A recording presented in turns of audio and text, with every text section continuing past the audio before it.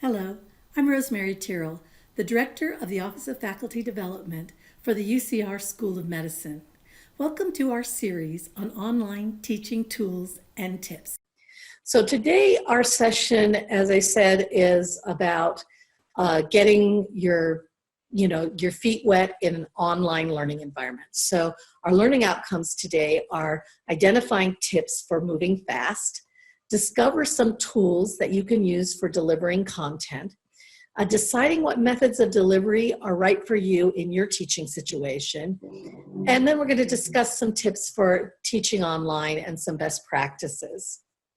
So before we actually start and dig into our content, I want to say unequivocally that putting content online does not equal online teaching, nor does doing a webinar equal online teaching. So a Zoom webinar like the one we're doing right now is a great tool, and it can lead to good online teaching, but by itself, it is not online teaching. Otherwise, you could just point to a bunch of videos and let them go at it. So remember always that teaching, by definition, is an interactive, communicative enterprise.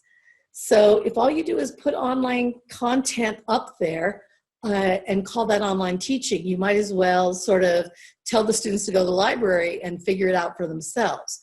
So what we're trying to accomplish is not just transferring content in an online platform, but also thinking about ways how you go about teaching that content in an online environment.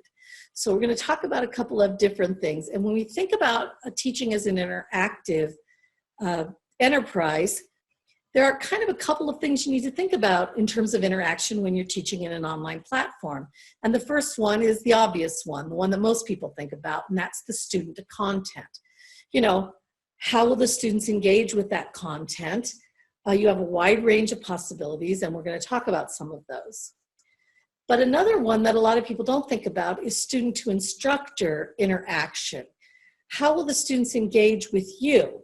Is there a way that they can ask you questions? Is there a way that you can respond to questions? Will that be done in real time? Or if you're recording the session, is there an opportunity for them to check in with you?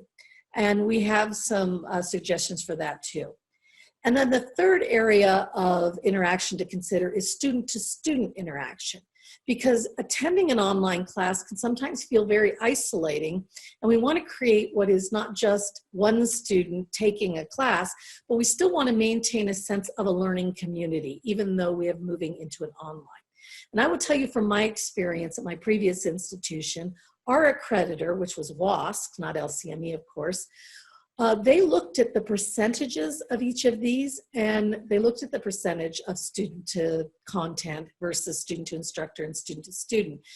And if you had a very high percentage of student to content and a very low percentage of those other two, you could lose credit for that course. They could say you could no longer offer that course for credit because they considered it a correspondence course. If all it is just students going on like we do our HR training, right? You go on and you complete the module and then you're done.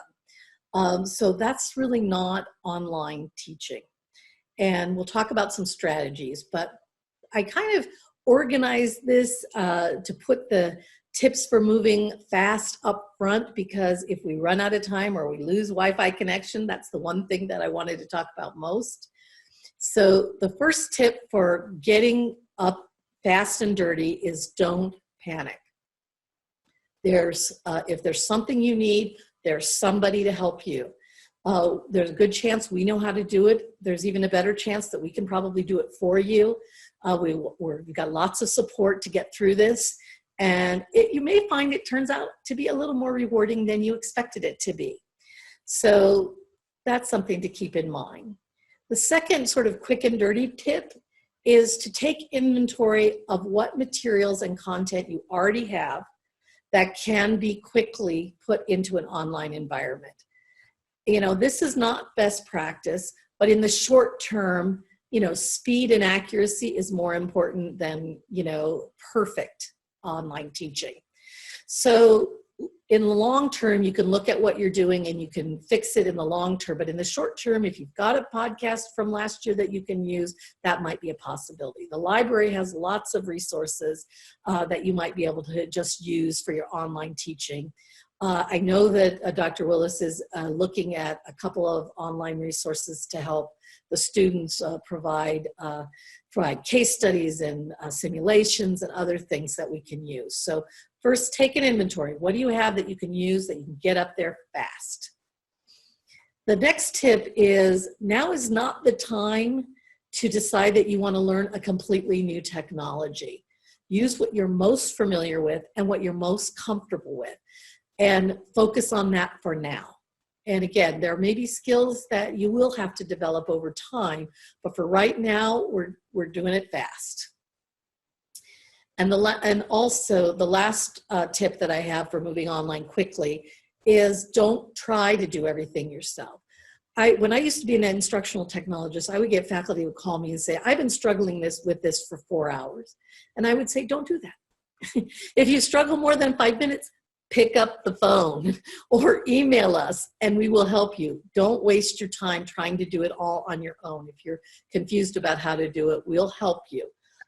Get the support you need, whether that's from Michelle or from the Office of Faculty Development or Central Campus IT or our IT guys.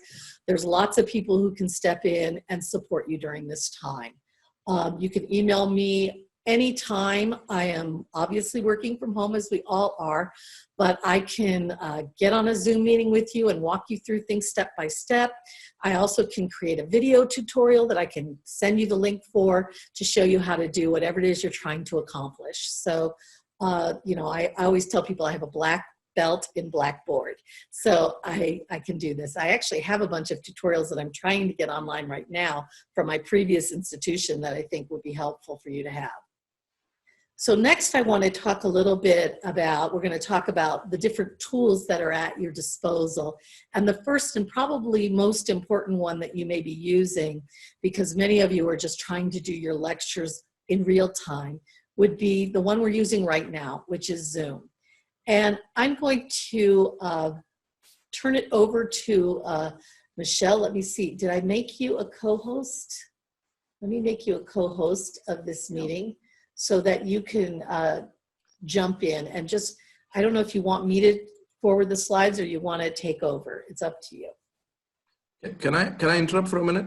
Absolutely, always.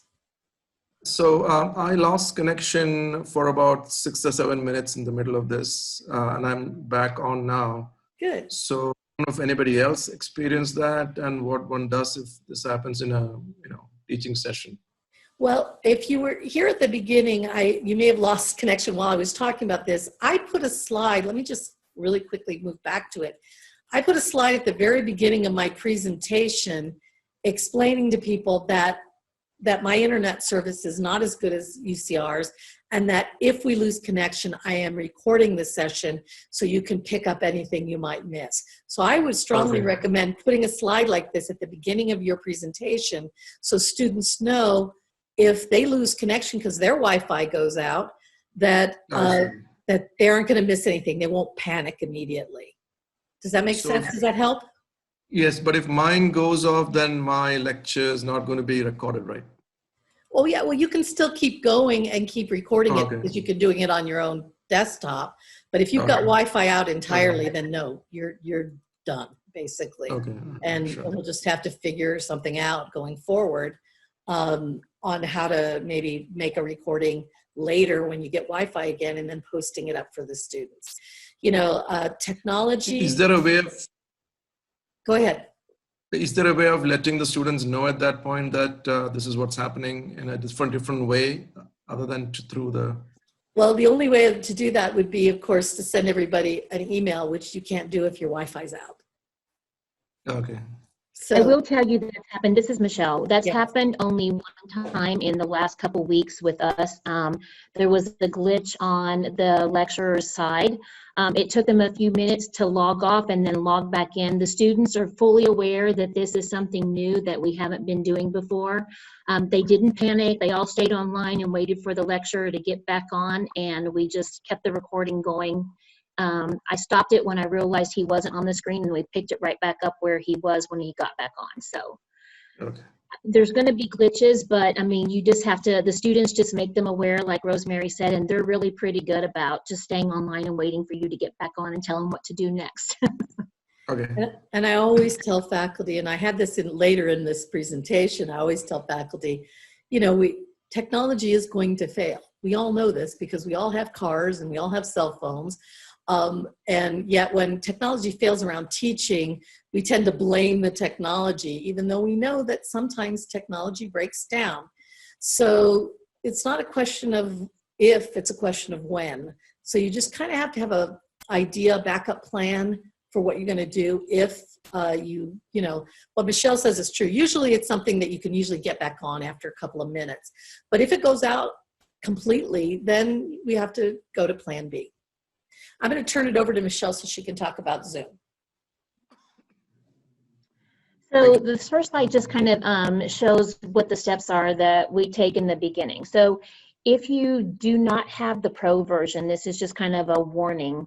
If you still have just the standard UCR version, anything that you are recording that's over 40 minutes, or even if you're just having a call that you've set up on Zoom, it will automatically shut you down at 40 minutes and will not give you the option to continue forward. So for all of us that are doing the lectures, we have the pro version so that essentially we have unlimited time. We can set the meeting up for however long we need to. Tracy and my contacts information there. The one thing that we have found over this last week, I will tell you though, is that if you have somebody else setting up meetings for you, it cannot cross over with a meeting that we already have set up on Zoom going forward, because it will kick the meeting out. Say that you had a 10 o'clock and I already started a 9:30 class. If you have something that starts at 10 o'clock that I set up for you, it will kick out my 9:30 class. So we have to be really cognizant of everybody's schedules if we're helping schedule things for you, that it doesn't conflict with what we've already got on our schedule for the blocks for the MS students. So there's also the support information for the IT desk, and what you would need to log on, even if you're using the standard version from UCR, is just your UCR Net ID and your password. A couple of things that we found that helps a lot is that you make sure before you start the presentation that you close down everything for the most part that you're going to use and be sharing to the students, except for the presentation material itself. Number one, it helps the internet run a little bit smoother if you are having slow internet. But it also keeps you from accidentally sharing information to the students that you don't want by selecting the wrong thing. And then if you want to, which I've done before, I will be the first one to admit that I've accidentally opened up the wrong presentation into an entire room of like 50 to 60 people. So I just learned my lesson the hard way, to make sure that you close down most materials except for what you're just going to need for the presentation. If I could add to that, Michelle, Next I slide. absolutely, Sure. I think that is absolutely so important. I mean, I even unplugged my Alexa so that we could get every drop of bandwidth that we could get to do these workshops. So there was a funny thing that happened just a couple weeks ago when the news media started doing this for the first time, where one of the news people shared his screen and he had a bunch of tabs open on porn sites. So I think it's a really good idea to make sure you've shut everything off that's unrelated to your session before you share your screen with the entire world. Yes, and when I was doing one of the practice sessions, and like Rosemary said, I've for my lecturers and for Tracy, we have actually been doing practice sessions for anybody who hasn't done a Zoom lecture before. So that, and that happened during one of the practice sessions as well. They accidentally clicked the wrong thing and it pulled up all their personal email information on the screen. But luckily it was during a training session and not for the whole class to see. So. So this is what the first screen will look like. If you type in ucr.zoom.us, that's the UCR basic screen that comes up. And if you see right there, the top line, it shows where you're going to log in, and you're just going to click that sign in button. Once you click that sign in button, it's going to take you to the next screen, which is the normal that you guys are used to seeing with having to do the push notification to sign on to any of our applications within campus. So you would just use the normal process, typing in your net ID, the password, push notification, and then when you get through that, then it's going to come up to the main screen inside of the Zoom. So this is what your profile looks like at a glance. It gives you an opportunity to put a picture up there. If you're not someone who likes having your actual face live on camera all the time, it's a good way so that they at least know who they're talking to. There's a couple lectures we've had that are not comfortable with being live on camera, and that's okay. We understand that this is new for everybody. But that just gives you basic information right there. And this is the starting point from where you're going to start to actually set up a scheduled meeting or a lecture. So next slide over. Mhm.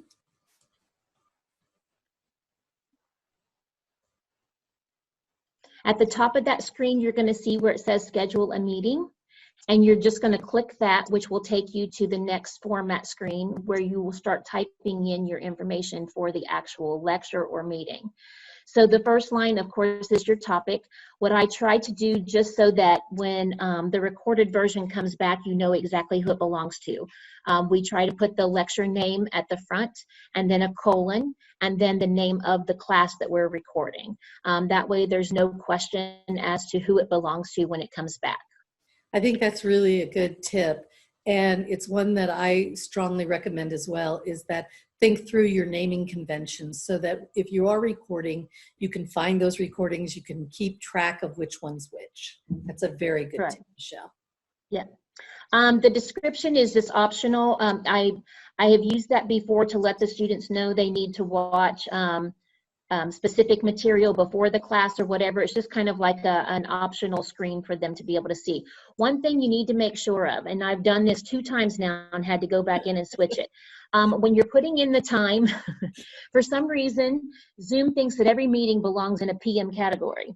So if you're doing an 8 a.m. class or lecture, you need to make sure that you're changing the PM to an AM because it will automatically default. And like I said, I've been guilty of that myself, trying to set one up in a hurry, and it ended up at 11 o'clock for Chris Miller when we were testing it the other night instead of 11 o'clock in the morning. I've made that same mistake. I've made that Yeah, same absolutely. Yeah, and then right below that is just the duration of the meeting, and it gives you half an hour or 15-minute increments, but you can change the time in there. So if it says, like, if you need an hour and 20 minutes, you can put the 20 minutes in that category. It doesn't have to select the exact time. Okay, mistake. sorry. Sorry, I'm jumping the gun on you. No, you're fine. So the next line down, and this is a continuation of the screen above, it just wouldn't fit on one screen, so we had to use 2 slides. So the meeting ID is automatically generated by the computer. That actually is the link that it creates that you click on that brings you into the meeting itself. The next thing is the password. I generally take that off unless you've got a confidential meeting that you want to make sure that no one except the main participants you've invited can get into, then you really don't need to have a password. The video, I always show it as off. The attendees will have the option once they're on the screen to be able to open up their video if they want to.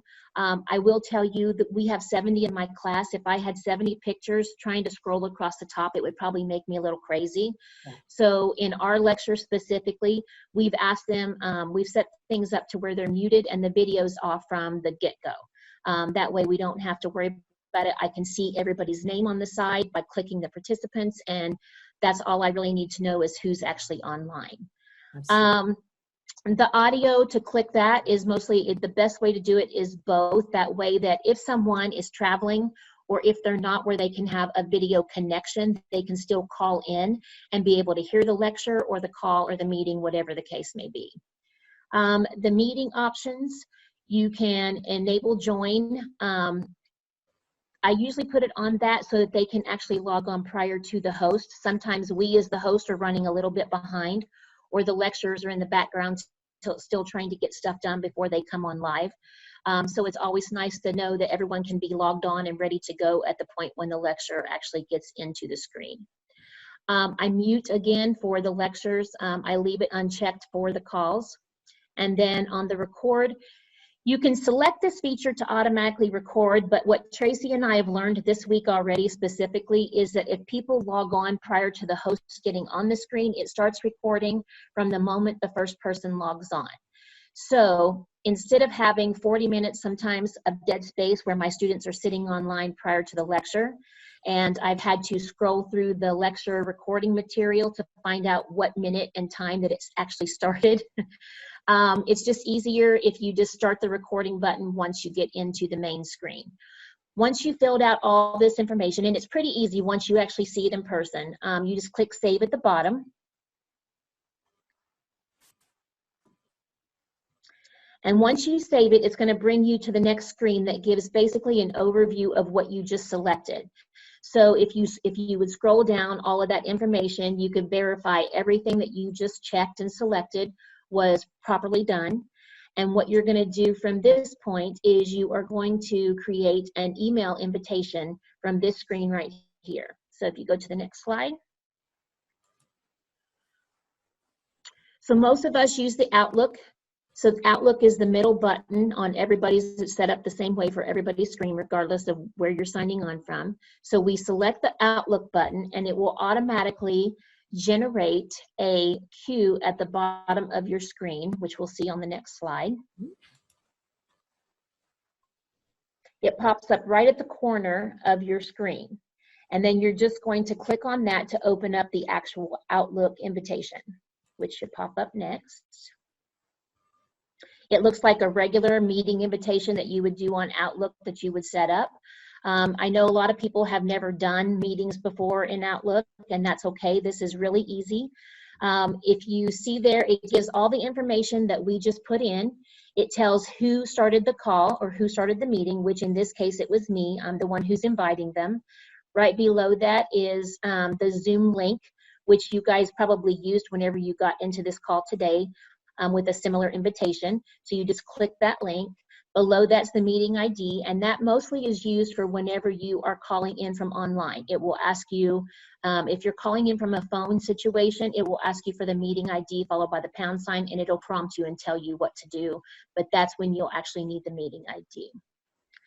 At this point in the email, before you add the attendees, if there was any information specifics that you needed to give to the people that were attending, you could put that in there. I typically would do it above where it shows that I'm inviting them to a meeting, and I bold and highlight it. You know, look at these videos that are posted on iLearn prior to the class for discussion purposes. Anything that needs to be pertinent to the meeting or lecture that you're having can go up there so it's highlighted for the attendees. Once you're done with that, in the corner, you'll see a little icon at the top that says invite attendees. And when you click on that, it's going to bring up the normal look of an email that we would see whenever we're getting ready to send an email to someone. So on the next screen, it'll show the two. And then you're able to go right in at that point and add in all of your information of who you want to invite to the lecture. I'm lucky that all of my MS2s, I don't have to put them all in one by one. I have an MS2 Outlook, so I can just go in and type in the MS2s and then copy the lecturer, whoever that may be, and I'm ready to send it off. If you are the initiating party, it will automatically save it to your calendar. Even if you're not attending the meeting, if you're the one that's initiating it, it will put it on there and it will send you the reminders in your Outlook that that meeting is getting ready to take place. So just be cognizant of that whenever you're going to be seeing it. Even if you're not attending it, you're going to be seeing that information pop up. Am I correct, Michelle, in that when it does send the reminders, it defaults to 10 minutes? Is that correct? You're cutting out just a little bit. Oh, I was asking if when it sends the reminders that it defaults to 10 minutes. Yes, it is. It gives you a 10 to 15 minute window buffer prior to the meeting, just so that you have time to actually stop whatever you're doing and get on. That's correct. Okay. And I know these are out of sequence here, but it's because you're going to use them in different orders. That's the reason why they're like there. To start each of the lectures, I mean, if you're going to be the one that's actually starting the meeting, as I am with all of my lectures, Tracy and I start the meetings for our lectures. So we're going to click the link just like you did for the meeting today. And you're just going to follow the prompts that it's going to tell you to do for that one. Where the 16 and 15 highlighted are going to come in, again, is what I was talking about earlier, is if you're actually just calling in to participate without the actual video session. And then you would need to call in the number that's highlighted there, where I have it highlighted at 15, and then it will ask you for the meeting ID number that's listed on 16. And it will follow the prompts and then tell you to press the pound key, and then it will tell you you're in the meeting. It gives you the option at that point too, you can mute yourself from your phone. I think it's like a *6 or something, but it tells you how exactly to mute yourself so that when you're coming into the meeting, you're not all of a sudden blasting on. So next slide, please. To start the video lecture as the lecturer themselves, this is what you're going to see whenever you're joining with the computer audio. It's going to ask you, so you're just going to select that. Once you've selected it, the main screen is going to pop up like you would have seen when you logged on today to get into the Zoom call, which shows the 3 little icons down below. There we go. So this is what the main screen for Zoom looks like when you first log on. Now, you're going to see at the bottom there's a toolbar. The way that you get that toolbar, because it's not visible when you first pop into the screen. So you're going to take your cursor and you're going to move it to the bottom of your screen. And this goes for anybody who's on the call. You can do it right now if you want to see what happens. When you put your cursor at the bottom of the screen, you're going to have the buttons that I have highlighted there pop up. Of course, the first one on the very far left is your mute, which is your microphone that you've got on your computer. And then your video, which you can start it or mute it as well. The next one is the invite button, which we really don't use too much. The next one is the manage participants. Now this is where you can click that, and that will let you see whoever is online with this call that we're on right now. It will give you the list of names over to the right-hand side, and that's where it stays at all times until you unclick it. The share screen button is how we're going to actually share our information to the students or whoever's on the call. The next button is something that I always like to keep up as well, and that is the chat button. When you click that chat button, it's going to give you the access to be able to type in a question to the lecturer, which is how most of our students are asking questions during the presentation. They're either using, if you look right above where it says, if you click that and open up the box, right above there, it's going to say raise your hand. So there's a couple ways that the students are able to access getting the attention of the lecturer. One is to raise their hand, and it highlights who's ever doing the lecture, or they can type the message into the group chat, and it will pop up on their screen on the other side, and they can see what it is that the students are asking. The buttons I have highlighted, A through E, are the ones that we typically would use the most at any given time. The final one would be E, which would be leave the meeting. At any time during this meeting, if you highlight the bottom of the page, you can click leave the meeting, and it will give you the option. If you're the host, it'll ask you if you want to end the meeting or if you just want to leave it. Or if you're an attendee, when you say leave meeting, it'll just say exit the meeting. So next screen. Sorry. No, it's okay. Again, like I was saying, opening the chat, this is what it's going to look like. My suggestion to each of you would be, when you're doing either a meeting or a lecture, that's the first thing that I actually open along with the participants, just so that as people are logging on, number one, I can see who's online. But number two, a lot of times the students specifically will have questions at the very beginning. And it's an easy way to, they are talking, if you watch, they'll be talking back and forth to each other in the chat as well.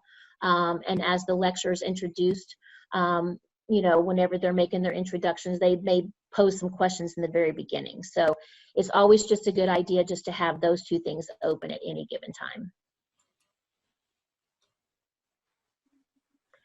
When it gets ready to share your document, as I said before, we're going to assume that we have at this point our presentation open and minimized on our screen. So when you get to this point where you want to share your actual video, you're going to click the share green button. So just if everybody highlights the bottom of their screen again, it'll pop up so you can see what it looks like in live time instead of up on the presentation. When you click that button, if you'll go to the next slide, Rosemary, it's automatically going to bring up this box right in the middle of your screen that is going to show everything that's currently open on your computer. This is the reason why I said it's a really good idea not to have a whole lot open. This kind of proves to you you could accidentally select the wrong thing. But for sake of this, I knew where the presentation was. So I just want to double click on the presentation that I want to appear.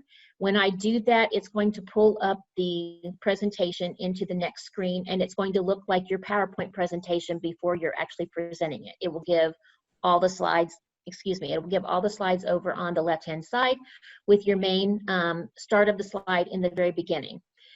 One thing that we have found, before working at UCR, I had always used the slide mode to be able to present any kind of presentation that I've done. But what we have found with recording purposes, it's a lot easier if we actually use the button at the bottom that looks like an open book.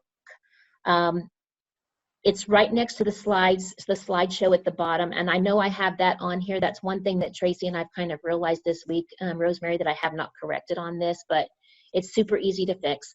But right to the left of where the slideshow button is that I have with the red arrow is a button that looks like an open book.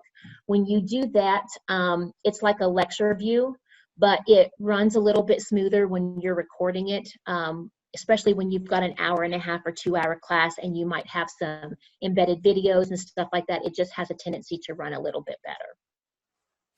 From this, you're going to click the button at the bottom, which will open it up to a full presentation mode for the students. So this is what the students are going to see. They're your full presentation starting as it may. You're going to do this just like you would a normal PowerPoint presentation in front of a live meeting. You're going to use your arrows, you're going to use your mouse key, whichever's more comfortable for you. You can use the down arrow or you can use the right arrow. It doesn't matter. Either one will work when you're going from slide to slide.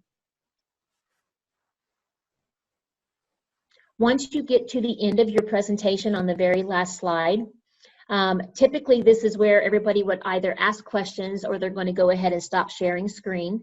So if you're going to stop sharing screen before you ask questions from the students, you're just going to push at the very top. Whenever you're on the presentation mode, what you're going to see at the top of the screen the entire time is a little bar that shows up that says, it shows like the meeting ID, and then next to it, it has the red button that says stop share.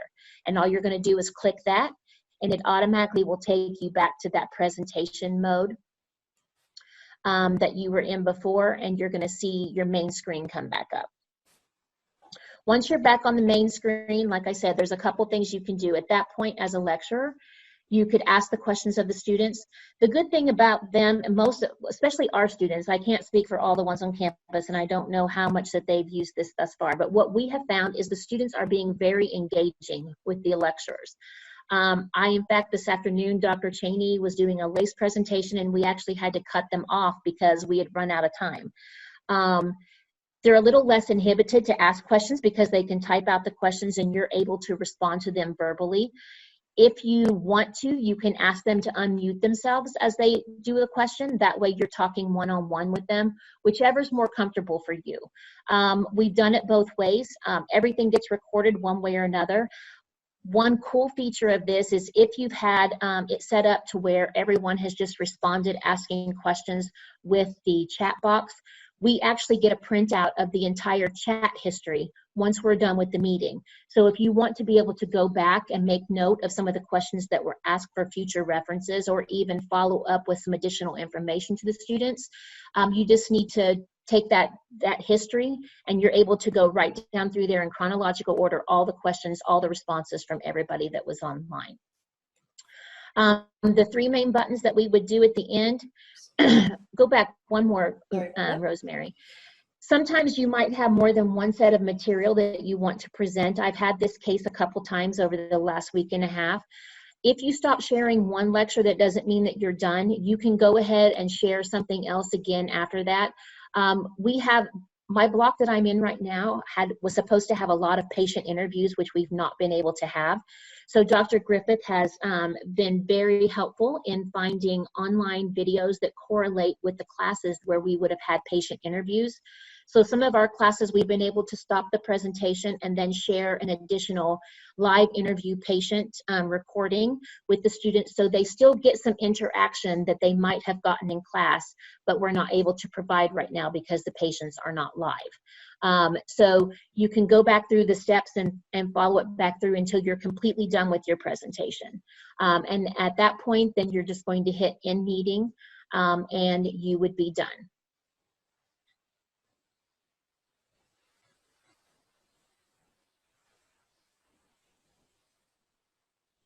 So on the Zoom recordings, you don't necessarily have to record all the lectures, or especially if you're using this for more than just lectures. We have started recording all the lectures that we're doing on Zoom. However, if you're doing a meeting and you do not want to record it, then you don't have to. The one thing that you just need to keep in mind is if you are recording like Rosemary did at the beginning, there's a California state statute, the Privacy Act, that went into effect in January. We are required by law to let everyone know online that we are recording the session, just so that if anyone's uncomfortable with being recorded, they have the choice to be able to exit out of that situation from that point. The process to go in when you're doing a recording, it's always good if you have someone. I don't know how the rest of the campus lecturers do it, but for med school, I mean, we pretty much have a secondary person that we've got on the presentation each time that we can use as a co-host if we want to. If you look at the top of your screen, if you've got the participants up, you'll see that Rosemary named me a co-host, so I have some control over what's going on the screen. That helps a little bit, especially Dr. Robbie, as you were asking that if you got kicked off, if you're the only one that got kicked off and your co-host is still on the screen, they're able to keep the presentation rolling without necessarily you being there until you're back up on the screen. Not necessarily moving forward with your presentation, but just making sure that they let everyone know to stay on until we're ready to resume again. The co-host is someone I bring in, or is it? You can, well, if you have like a teacher's aide, if you have one of the, if you have someone who's assisting you in any way, you can do that. You can invite anybody to your calls. When you're doing the lectures, you can add a secondary person on there. If Tracy or I are starting the lectures, then we're actually staying on.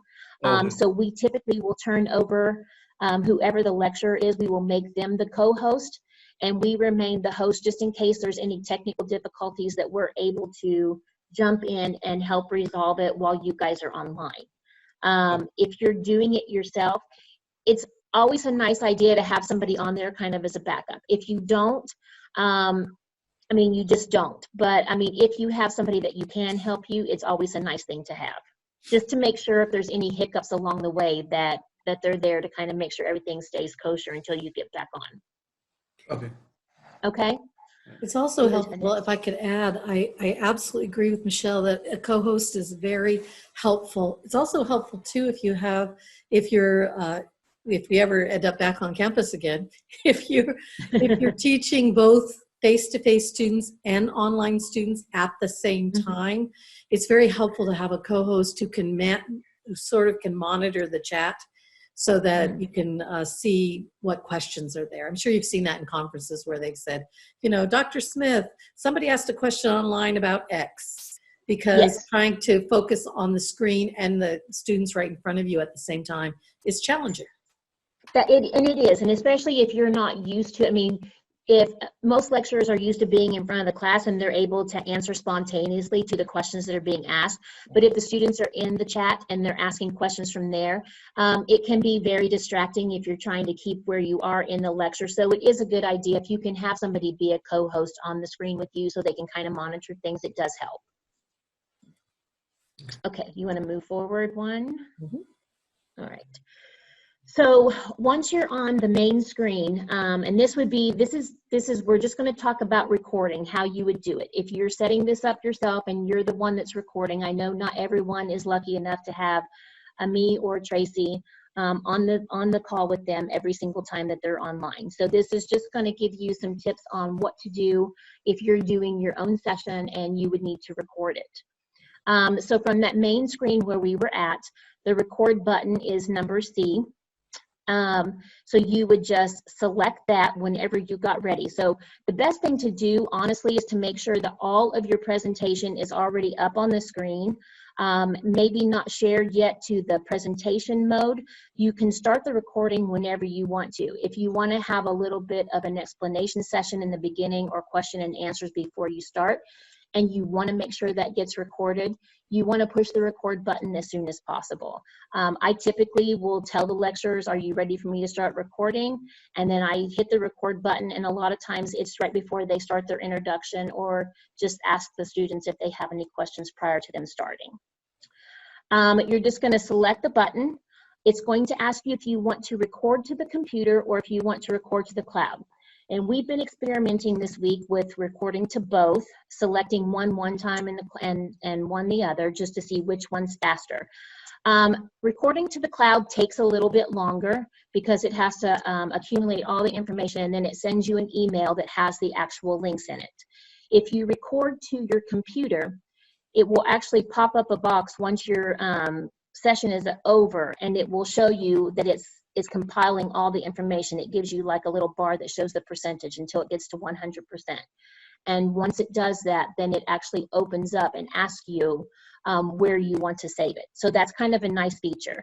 But the version that actually with sending it to the cloud, where you have an actual shareable version as well, is not necessarily a bad idea either, because if there's people that did not attend the meeting, let's say, and they wanted a copy of it, it's easy just to take that email, forward it onto them with that link, and it's easy for them just to log on really quickly. I think both are good options. One of the things that I like to do is I always record to my own computer, because that way I have the file and I can bring it into editing software. If I did accidentally record, you know, before we started or whatever, I can cut that out before I share it. Or if people after the session, you know, came up and started asking questions, I can edit that video. But not everybody is going to want to be able to, not everybody's going to want to do that. So recording to cloud is also a good option. Well, and the one good thing is, regardless of which way that you choose to record it, before I talk about this slide here, whichever way you choose to record it, whether it's to the cloud or whether it's saving it to your computer, it saves 3 files each time. One of them is the text file that gives the entire chat history on it, so you can actually print that out. The second one is actually just an audio version of what the presentation was. And then the third one, which is the largest file, is the entire recording with everything kind of compiled together. It will show you everything on the screen, just as you presented it to the class or to your meeting, as is, with all the audio attached to it. So, Michelle, once that's done, can you then take a link and post that anywhere you want so they can get to the complete? Absolutely. So it creates an MP4 file. And so what we have been doing is we've been uploading those to iLearn for the students. I mean, they've watched them live because all of our classes thus far, for the most part, have been required. So that we've been taking roll online by looking at the participants list and checking them off like we would in class. But we've also been uploading the presentations to iLearn so that they have the backup as well. And then we've been forwarding copies to the lecturers themselves if they want a copy. Okay. Are you ready for the next slide? Or? Yeah, so the one thing I wanted to show you, so you couldn't see this before, so like when Rosemary was, because she's in control. So when you're in presentation mode and you're the lecturer, you're the one that's giving the presentation, this is what your toolbar is going to look like now. So instead of it being at the bottom of your screen when you hover across the bottom with your cursor, it's going to actually be at the top. And that's to keep it out of the way of your presentation so that it's not, if you accidentally move your cursor along the bottom, it's not covering any pertinent information to your presentation. One thing to keep in mind, if you don't have the chat box open, and there's some options that you can actually use that are in the very end of the toolbar. So at the end of that toolbar, there's 3 little dots that say more. When you click that, if by chance you've closed as the lecturer, if you've closed the chat box option is there. As you can see, it's the very top line. But you can also start the recording from that part too. Once you've already got the screen up on top, That's how it's going to look if you did not start the recording prior to you opening up the full presentation to start. It kind of gives you two options. You can start it before, or you can start it afterwards. And it's just that instead of it being a button, it's just at the very end, and then it's the drop down, and then you can select one of the two, either to the cloud or your computer at that point. Okay, now I'm ready, sorry. Okay, so again, it's the same thing that was on the other screen. We can go ahead and forward on this one. It's just selecting whether it's to the cloud or to your computer. I just wanted to give you a close-up view of what it looks like. Again, it's the same thing as before. Whenever you're done, you can stop share. At this point, when you're there, you can either stop the recording from that top of the screen. You can either stop the recording there before you stop sharing your screen, or you can stop sharing your screen and go back to the main screen so it's still recording if you're asking questions or whatever from your class. If the end of your presentation is the end and you don't want to record anymore, then you can obviously stop it prior to ending the video itself.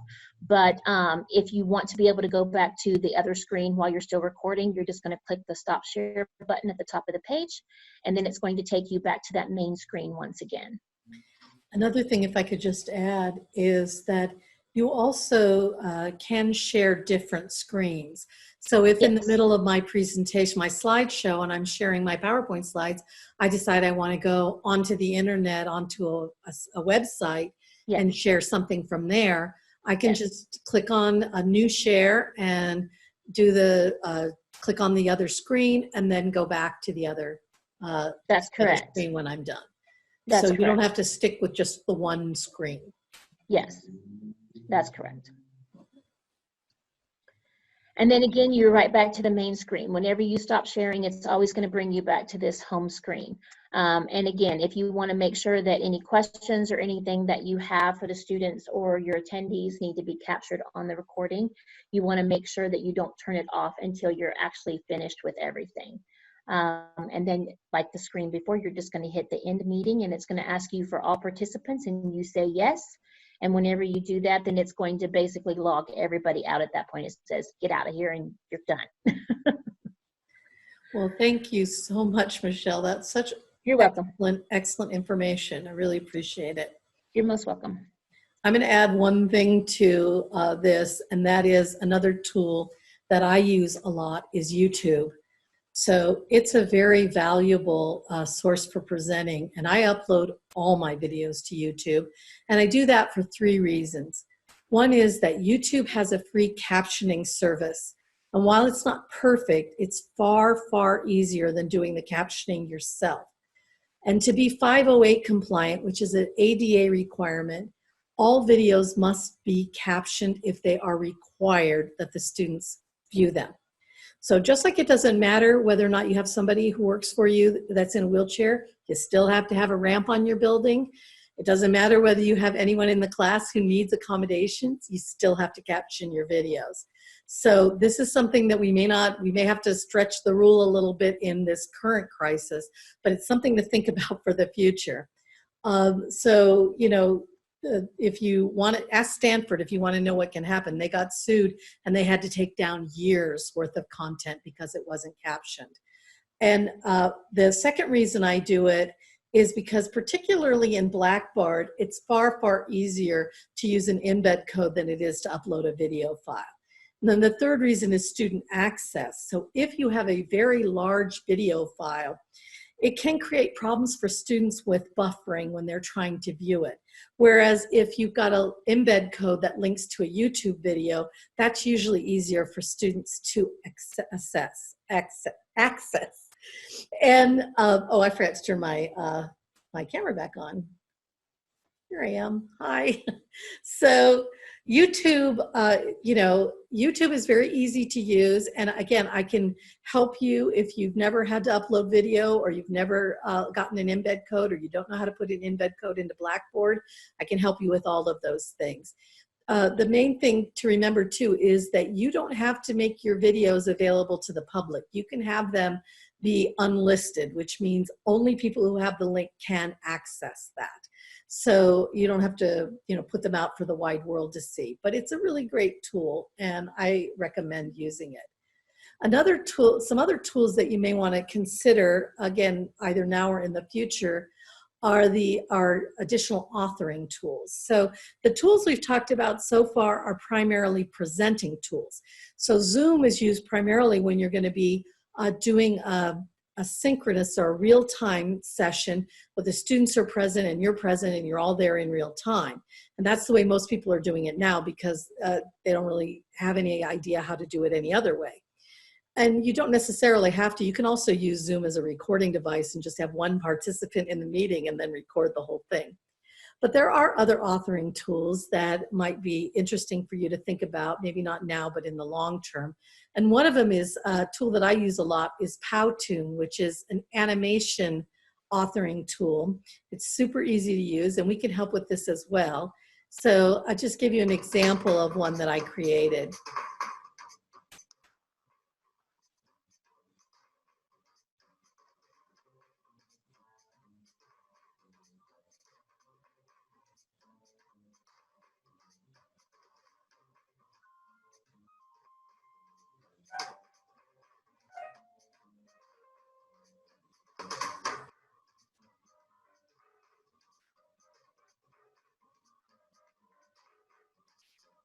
I think you get the idea of how that works. And that's a fun authoring tool that can, add a little pizzazz.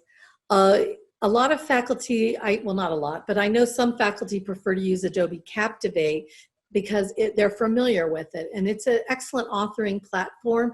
I don't use it because I find that it's actually kind of like shooting a mouse with an elephant gun. It's a really big tool if all you want to do is create some tutorials for your class.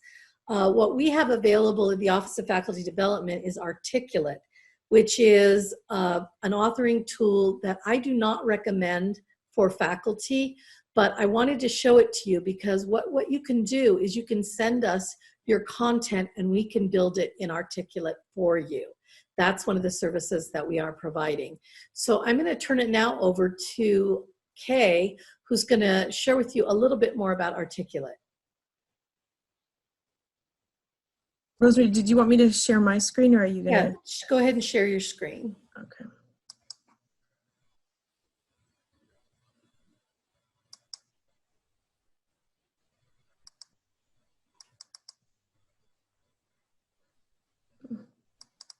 There we go. There you go. Like Rosemary said, it's an incredible authoring tool. It does circles around PowerPoint. We can do drag and drop. We can gamify things.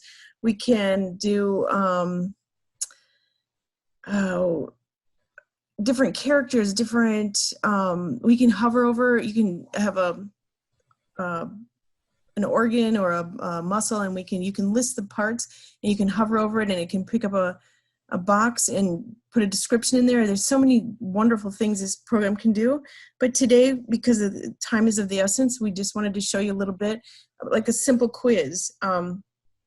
This is we could go with the elaborate, with a character on it.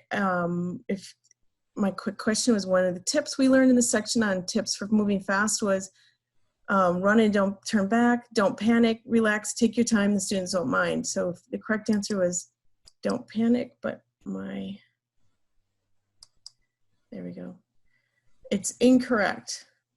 Well, no, actually it scored my other run and don't turn back is an incorrect response. Mm-hmm. Gives you automatic feedback in this area down here. You can put why that answer is incorrect, or you can put the feedback for the correct answer.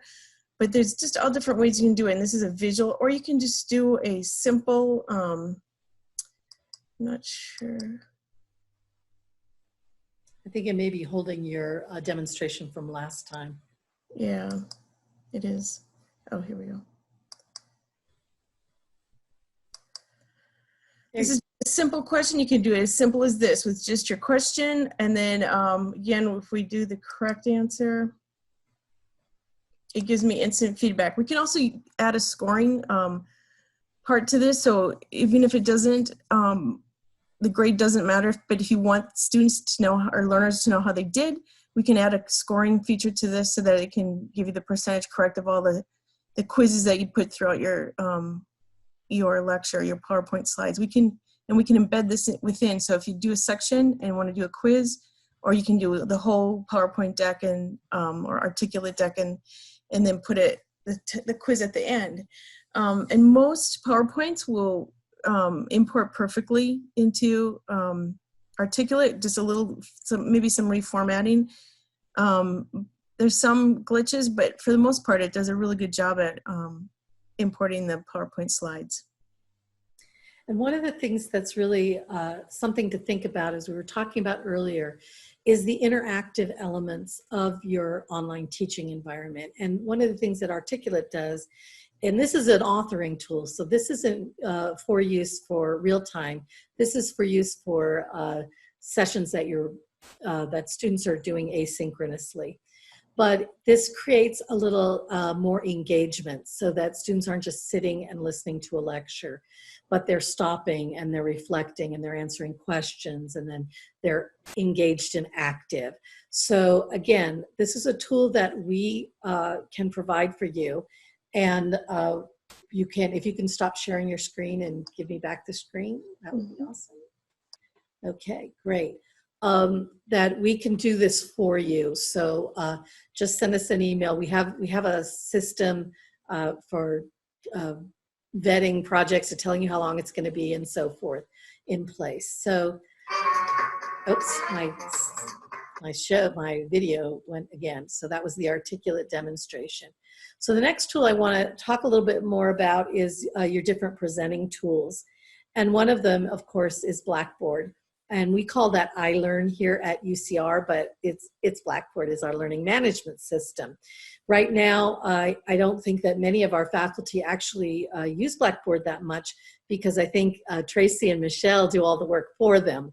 And but there are some tools that you might want to become familiar with in Blackboard that can, as we're starting to move more and more into an online teaching modality, some things to think about. One of them is that has an announcement tool. And announcements are quite useful for communicating to all the learners at the same time. And it's also really useful for putting a human face on the class, because again, you can create a little short video as an announcement. It doesn't have to be like an email where it's all written, typewritten. You can create something visually appealing. You can put images in it and things so that you are reaching out to the students on a regular basis.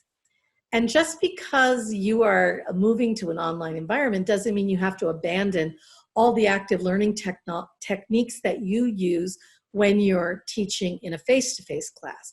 So if, for example, you are used to breaking students up into groups and having them go over a case study or something of that nature, you can use the assignment tool to have them turn in their differential diagnosis or whatever it is that you wanted them to do. And the assignment, Blackboard calls it assignments, but it doesn't have to be for credit. You can make an assignment with 0 point value. So that's a really useful tool to use for maintaining some kind of active learning while teaching online. Another one, and if you're teaching a fully online class, in my opinion, the discussion board is the heart and soul of an online course. It's what takes the place of the classroom in an online class. So this is a way to engage students in conversation. You can do threaded discussions. And I can tell you, I've been teaching online for over a decade. And I know that a lot of faculty, myself included, will tell you that the discussions in their online classes are far more substantive and in-depth than the discussions they have in their face-to-face class. And while that may seem counterintuitive, if you think about it for a moment, it makes perfect sense. Because if I post a reflective question or a critical reasoning question in a discussion thread and I ask students to respond to that, they have an opportunity to think about what they want to say, to write out their response, edit that response before they post it. So you get usually much more substantive responses than turning to someone in a classroom and asking them that same question, and you get that deer in the headlights look where they, just didn't have a chance to really think through what they wanted to say. And one thing that even if you're not going to use threaded discussions because you don't have time for that, or you don't see that as a value in your particular teaching situation, I always recommend that you incorporate an Ask the Instructor thread in your course site, because that way students can post their questions directly to the course site and you can answer them on the course site. Trust me in this. It will save you so much time, because if you don't do that, what you're going to end up doing is answering 77 separate emails from students who ask you that same question.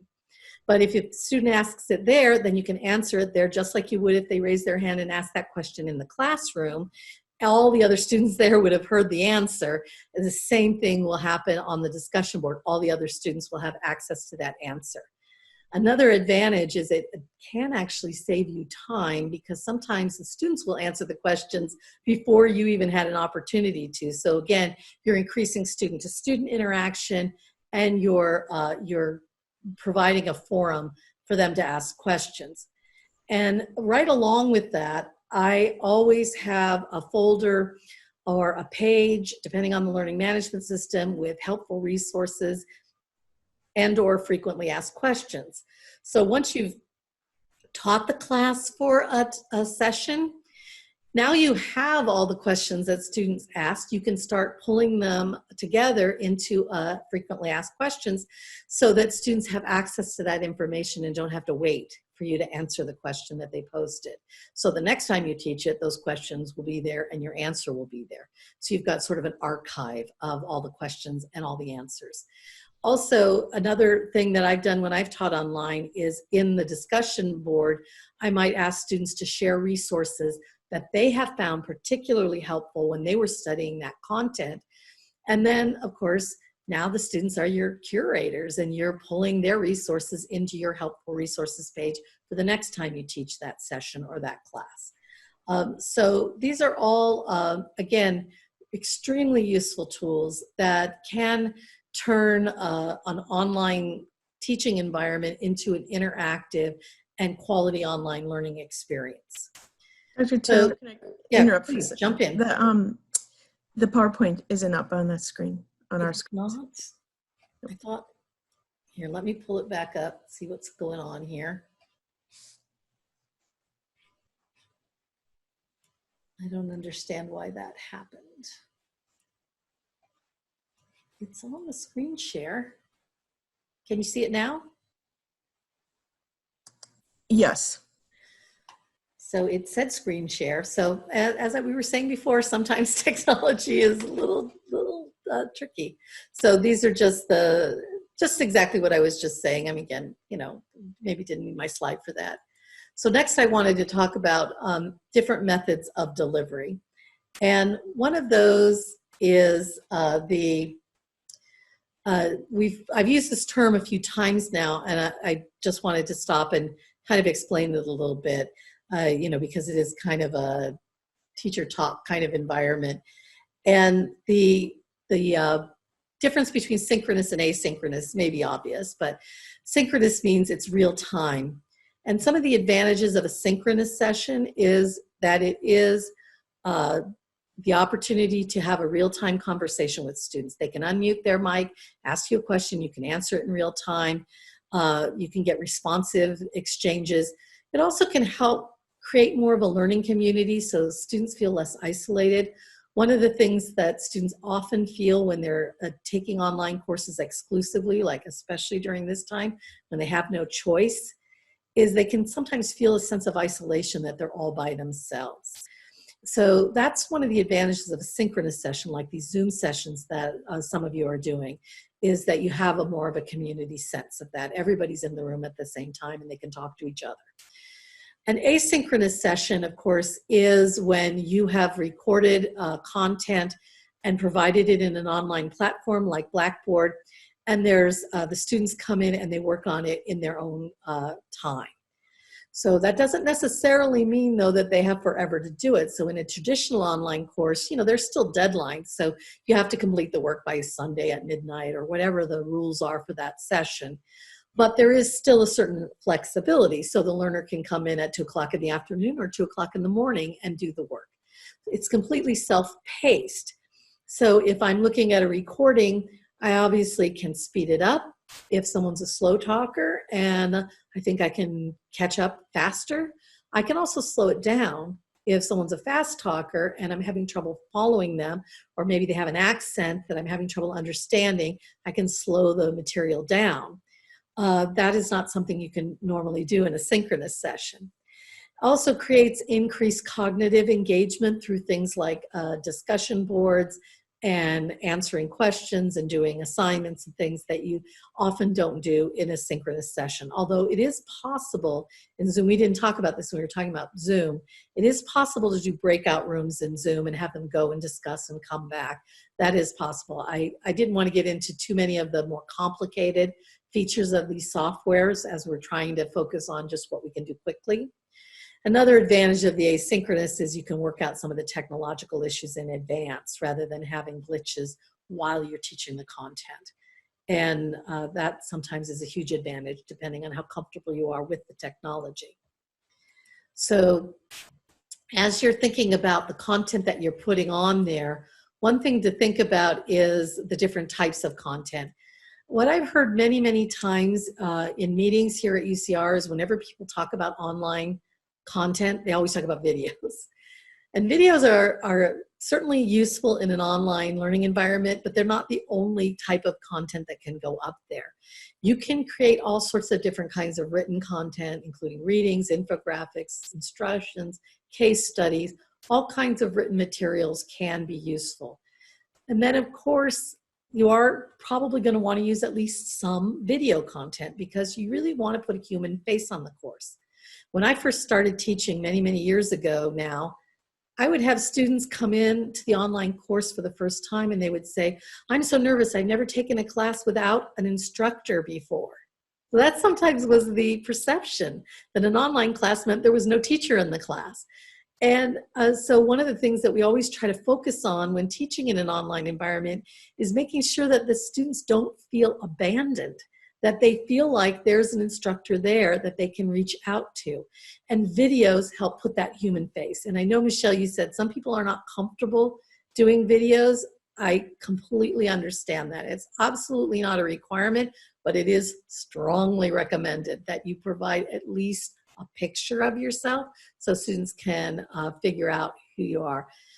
There's all sorts of ways you can do videos, some super simple and some more complicated. You can self-produce a video by sitting at your own computer and using screen capture software, or you can produce it in a studio or a classroom. Unfortunately, that's not available to us right now because the campus is closed, but as we move forward, it will be. You could do a talking head video, which is just like, what you're seeing in the web capture of me just talking to the screen. Those are great for things like announcements. I always start, my online classes always start every week with a talking head announcement video. And just to, again, keep that human piece in the class. You can also do, if you're really not comfortable doing any kind of video of yourself, you can do slides with voiceover. You can do picture-in-picture where you have both the slides and the voiceover and yourself talking, kind of like we're doing right now. Be careful using this feature though, because some of the research has shown that it might cause too much of a cognitive load. So what Michelle said before about having 77 students with their pictures up all around the screen, that's a very bad idea, because what happens is people's cognitive attention is being pulled away from the content. So it's not something that I would strongly recommend doing, but it is an option. And you can do green screen. We don't have that ability, but Main Campus has a studio that can do it. And they also have a Learning Glass studio. If you're not familiar with Learning Glass, it's something that is a wonderful tool if you're someone who likes to teach by writing on the board a lot. If that's one of the ways you get energized and you're doing your lecture instead of just using PowerPoint slides all the time, Learning Glass is definitely for you. And if you've ever seen them, you may have seen them before, where it looks like somebody's just writing in midair and the words are right there. They're being videoed and they're writing as if they were writing on a board. The guy, John Bergman, who created Learning Glass, he does a video that I think is really funny. He said the biggest question he always gets is, how did you learn to write backwards? But obviously that you don't do that. You just write normally, and then we take the video and flip it around so that it looks like you're writing on a board right in front of your face. And it's learning glasses. Literally, you're standing behind a sheet of glass writing on it. That's all it is. And again, we don't have this capability right now at the School of Medicine, but main campus does have a learning glass studio that we can use. So Rosemary, it is. I never would have copped to that. I would have taken credit for spending years of learning how to write backwards. You wouldn't have copped to that. I would have said, yeah, it's a real skill to do that. So obviously you can do slides with or without narration. You can do any of those things are available to you. So you can also do just audio podcasts too. Sometimes people prefer audio only because they might be listening to your lecture while they're working out. Not right now because my gym is closed, but sometimes people do prefer audio podcasts. So I wanted to, before we end, and we're almost out of time, the reason that I made this, for those of you who are wondering, the reason I made this session 6 to 8 when the afternoon session was only 90 minutes is because when we do evening sessions, we serve dinner. And we have, people have an I usually leave people a little bit of time to enter, get their food and settle down. But since I can't serve you dinner in this format, we'll probably, we should be able to end at 90 minutes also. I was all in for Postmates. They never showed up. So yes, so we're all sort of stuck with eating at our own now. So some just general tips for teaching in an online environment. One is get as familiar as you can with the technology you will be using, particularly if you are teaching in a synchronous setting. Now, Michelle and Tracy, they're generously offering to host your Zoom meetings, but what happens if they get sick? You're going to be completely on your own. You're not going to know how to do it. It's really important that you get comfortable and familiar with whatever your main technology is going to be, because we're all assuming this is a short-term Band-Aid, but we know that this is the way we're moving. We're moving towards more online content. So it's a good idea to pick up some of these skills. They also, putting a lot of effort when you're teaching in an online environment, put a lot of effort at the front end of planning and putting your material together, organizing and developing your online sessions. That will pay off exponentially as you teach in an online environment. So the first time you teach in an online environment is always the hardest because you had to create all the content. But the next time you teach, it's going to be much, much easier because all you have to do is tweak the content that you were used last time. It's never completely just plug and play. You can't just push a button and walk away. You still have to teach the class, but there's far less work. Just like face-to-face, it always is harder to teach the first time you teach a class. That always requires a lot more work. I said this already, but I had the slide, and that is assume that the technology is going to fail because it is. Technology fails. That's just the reality of technology. Always have a backup plan. Always communicate that backup plan to your students. Be flexible, be patient, deal with glitches because they're going to happen. Don't let it completely throw you. So if you, if the technology fails and the internet goes out, my power went out about 8 minutes before I started this session. Not all my power, but the one that I had this, the circuit that I had all of this equipment on, and then our modem went out. So we managed to get it back up before we started. But if that had happened, I would have just had to make a recording and send it to everybody. I mean, you have to have a backup method of dealing with those kinds of things. This will also help you enormously as you move forward in online teaching, is keep a master list of all the different resources that you use and how to do them, or links that to the tutorials that you need or anything like that. You think you'll remember, but as that list of resources grows, it's really hard to keep track of them all. So, I always have a file that I call my cheat sheet, which has all of this stuff listed so that I can say, okay, now what was that program that did the animation? Oh, right, that was called Powtoon. There it is. So when you're teaching, use reflective questions to get the students engaged while you're teaching. And that's whether you're teaching synchronously or asynchronously. So posting something like, what are you finding most challenging about this topic, into a chat box or a discussion board. What do you still need to know about this topic is really helpful for you, not just as a way of getting students engaged, but also for you to learn what's working and what isn't working for your students so that you can make adjustments going forward. And the other thing that's really important is, when you are teaching, we always give regular feedback in a face-to-face classroom. We tell them if their answers to our questions are correct. We add nuance if their answers were too simplistic. We ask them to dig a little deeper if we think that they were missing some critical, important information in their clinical reasoning. We find ways to provide that quality feedback as we're teaching. And now, suddenly you're in an online environment, and one of the things that some instructors find really frustrating is they don't know how to maintain that. So in face-to-face classes, often we're only using email in a responsive manner. So a student emails me a question, and then I email them back the answer. But in an online environment, you have to use some of these tools proactively. You have to give substantive feedback. Because again, in a face-to-face class, if I give you some feedback on an assignment that you didn't understand, you can just trot up to the front of the room after class and ask me what the heck I meant by that.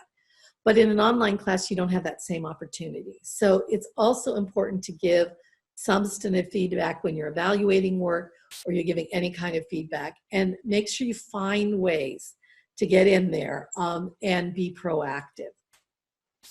So our time is nearly up, but I do have a few more things that I'll just do as many as I can before we run out of time. And I've talked about a lot of these things already, so this is really a review. So as I said, when you're teaching in a face-to-face class, you don't just walk in the room, turn on your PowerPoint presentation and walk away. But oftentimes that's exactly what people are doing when they're teaching an online class. They dump their content in there and they just leave. They never log in again. You have to be, you're with them. You're doing all those teacherly activities. You're exploring, you're explaining, you're guiding, you're facilitating, you're doing all those things. And you're coming in a couple minutes before to set up. You're staying a couple minutes after to answer questions. You're there for your students.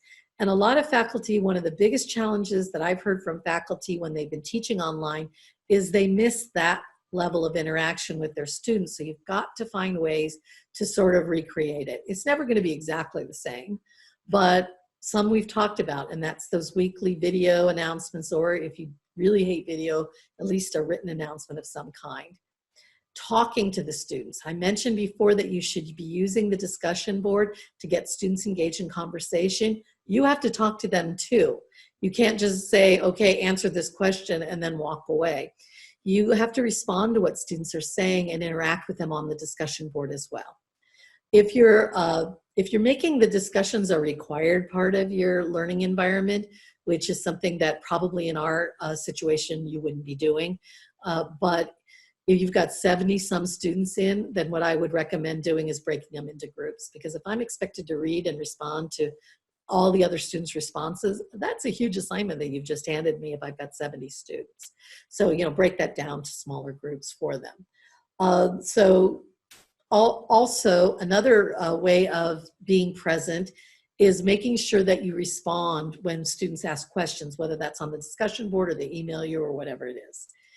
And also holding some kind of office hours, virtual office hours, or when we're back on campus, you can post your real world office hours so that students have an opportunity to interact with you by phone, by Zoom, whatever works. The other thing to remember is that you need to be your authentic self when you're teaching online, just as you are your authentic self when you're teaching face-to-face. And many of us love teaching because it's a performance art. We love being up on front of the group and doing all that cool stuff. We feed off that energy in the room, but when teaching online, you're going to discover that a lot of your bag of tricks aren't going to work. Humor, for example, really hard to do in an online environment. Doesn't always play the same way it would in a face-to-face environment. So one of the things to think about is the content that you're using. And when you're doing written content as any part of your online course, try to use an authentic but yet warm and supportive tone in your writing. This is more about being learner-centered in your writing. So sometimes, especially in this current environment when we're in a hurry and we're writing messages in a hurry, they can sometimes sound like we're scolding from the other end. So we really want to be careful about that in an online course. So if a student, for example, this is an example that may not come up in your teaching, but it does in many online courses, you notice that somebody hasn't taken the quiz for the week that they were required to take. Instead of shooting them a message saying, hey, you haven't taken the online quiz yet, which if you said that to them in person might sound fine, now really sounds kind of harsh in written communication. Instead, you might send something a little more friendly, like just a friendly reminder that you should be taking all the weekly quizzes. Please reach out to me if you're having any trouble assessing the quiz and getting into the quiz environment. So something like that, just a little warmer, a little more authentic. Same thing with video. Many people are hesitant to do videos because they think they have to be perfect, and they don't. Just remember, this ain't the Academy Awards and you ain't Fellini. These are tutorials. So if a cat walks across while you're doing the video, just keep going. That's just who you are, right? Now, if it's really a train wreck, you can always stop and start over again. But an occasional glitch is just part and parcel of what becomes an authentic form of communication between you and your students. You want to be positive, you want to be high energy, but you also want to be who you really are. Communication is the main way of online students have to communicate is virtually. So it's especially important that they receive that response from you quickly.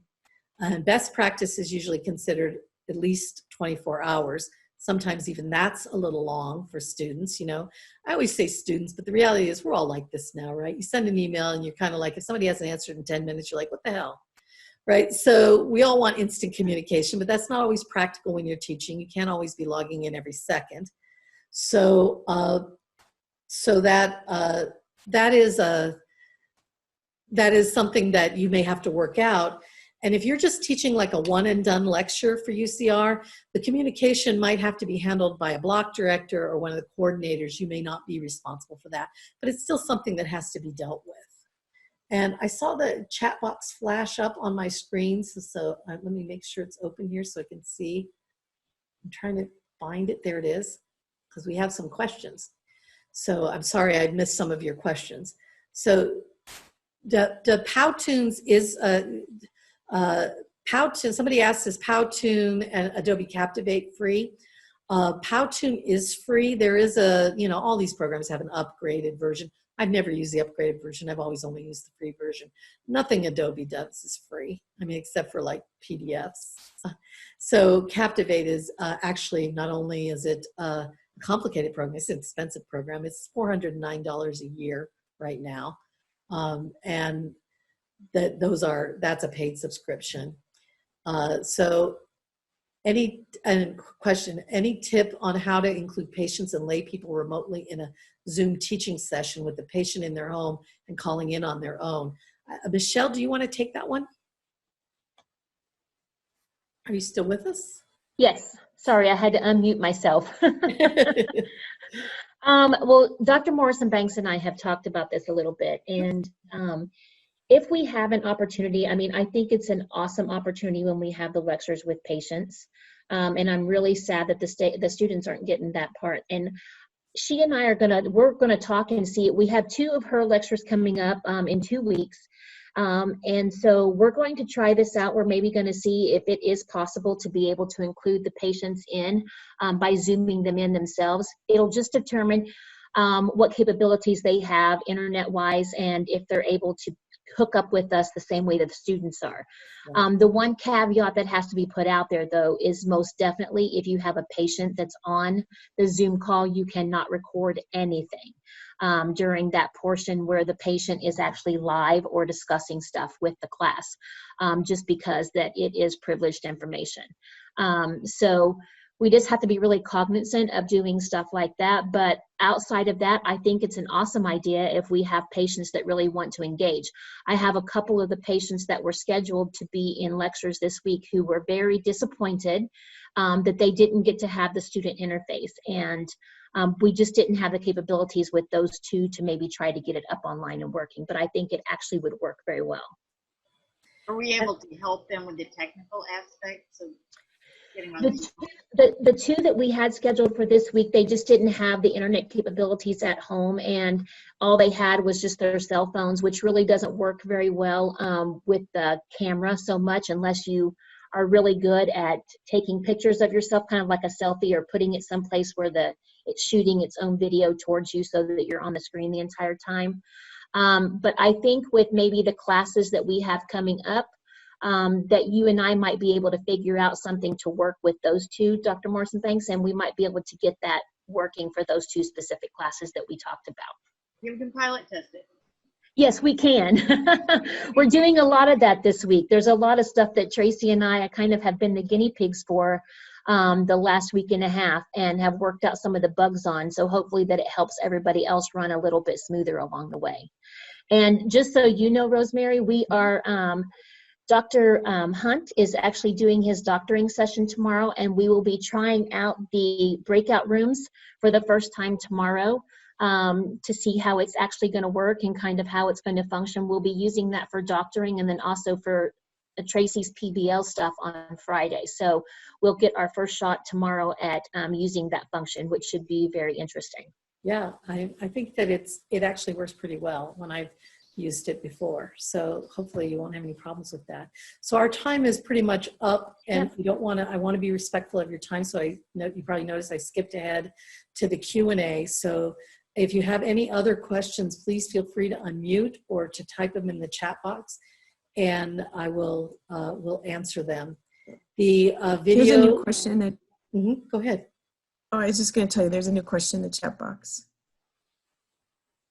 Oh, any idea? I can provide you some resources on links. Powtoon, I can also provide you a tutorial myself on how to do that. I don't know Captivate, so I am not as familiar with that program. But I know that Adobe has a lot of tutorials of their own. What was the third tool you had recommended, that you said you can do it for us? Articulate. Articulate. Okay. Yeah, that's a program that is probably a little more than most faculty members will want to have to deal with, because it is a really wonderful tool, but it's also complicated to learn, which is why we have Kay as an instructional designer to do those kinds of things. So it's a little, it's not the kind of tool that, the average person would want to have to spend time learning how to use. But certainly if you want to, we can help teach you how to use it. So how you give your lecture to this section, and they will do whatever needs to be done to make it. Right. So for my online classes, for example, I give Kay slides, just blank slides with content on them, and then she does her magic in Articulate. So I also have to do the recording. Stuff on Lydia.com. I don't know if it would hit any of these things, but I know that you can get some DIY stuff. The Linda, through, what is it? LinkedIn, Linda, right? Yeah. And they have some really wonderful tutorials, and they have some really terrible tutorials. But Exactly. they do have some that are really good. That's a great question. Any other questions? All right. Well, I want to really say thank you so much for taking your time. And I'm going to end the show here for just a second, because I need to get a link out of the box and into the chat box, because we're going to ask before you go to please take a moment to fill out our evaluation form. And I'm going to copy that link right now and put it in the chat box so that you can click on it and go online and fill out that. And I know, we're all sort of crazy right now with the everything that's happening. So I particularly appreciate that you took time out of your schedule to come and to participate in tonight's workshop. So thank you very much for that. Thank you. And if anybody has any other questions, please feel free. If not, I will be ending the show, ending the meeting in just a moment.